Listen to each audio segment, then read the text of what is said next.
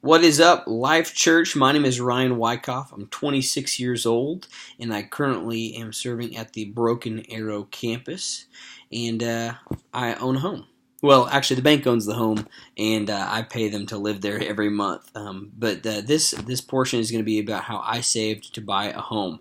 And so first, I'd like to start by saying when I first started working at Life Church, which was my first job outside of college, I did not own a home. I did not leave college and go buy a home.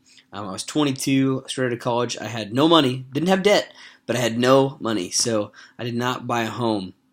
I actually lived in an apartment for close to 2 years. In fact, my first apartment was a one-bedroom shared with Gavin Espinoza.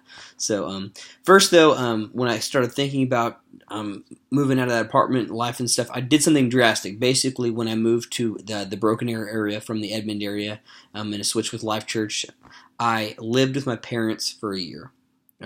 It started out kind of as a temporary thing.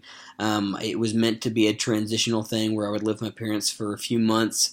They ended up not minding, and I ended up being able to save a ton of extra money. And that's kind of when things started going in my head about, man, maybe I should save to buy a house. Maybe that is something cool that I would be able to do. That's kind of a dream of mine, like it is for many of you guys.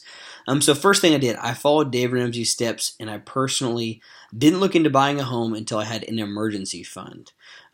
Dave says first start out with $1,000 as a first goal, $1,000 emergency fund, and then to a 6-month fund. So a fund that would support you and your necessities for 6 months. So that's the first thing I did. Second, I started putting the recommended percentage of money towards retirement. I believe that's 15% of your income is what Dave says. And so I personally don't put into Social Security or Medicare because of pastoral privileges, but what I ended up doing is outside of Life Church's 401k, which I matched, I started a Roth IRA, which allowed me to get up to that 15%. So those are two things that I did before even getting to saving for my house's down payment and other miscellaneous expenses, which there are a ton of when you are buying a home.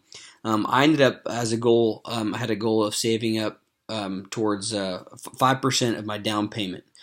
Which, mind you, I did not look at a house that would be over 25% of what I made on a monthly basis. So that gives you kind of an idea that's something else that David Ramsey goes by.